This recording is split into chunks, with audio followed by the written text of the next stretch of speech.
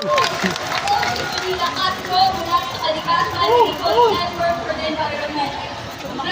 kami para magpaugnay ang isyu ng pagsira sa kalikasan at ng korupsyon. Parehas na tinulog ng bulok ng sistema. May pagbaha dahil inuna ang kita ng malalaking korporasyon sa pagdepende sa kasalunod. Dahil inuna ang mangurangkot ng gobyerno ay sa servisyo sa mamamayan. Si Mother Junior, pare may problema sa kalikasan at sa klima. Yun pala, gagamitin lang para sa greenwashing project niya. Ang flood control project ay para tumulan ng baha. Yun pala, para maging balon ng pangkol. Talalim, mangkusay at kahirapan na kalulungkabay ng mamamayan. Kulang at makulang ang mga putik na pinatawag at pinahayag sa mga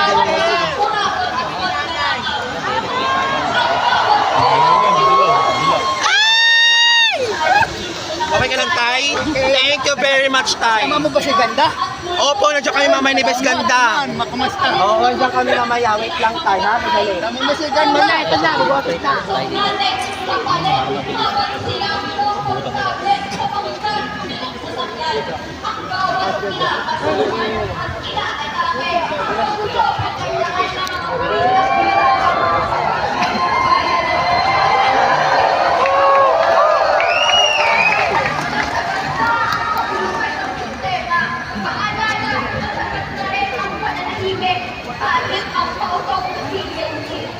Paalala na ang pagkakasibig ay pagbayag ng sinari ng kalimutan sa kaligasan sa pagkulit tayo ng bigang pagkakaroon sa namin ng anak ng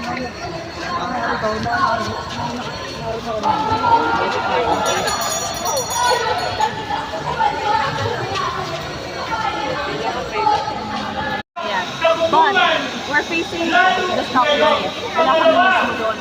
Ang pagkain na dapat ay aari ng palay na dugo na tira. Ang sabi ng gobyerno, 15% ng decrease sa pagkain ng palay dahil sa flood control project at performance control. Kaya, nakakatulong kami dahil tutulong tayo. Kaya, ano ang dapat gawin? Mahalaga po ngayon at sa mga susunod na araw ang ating pagkilo.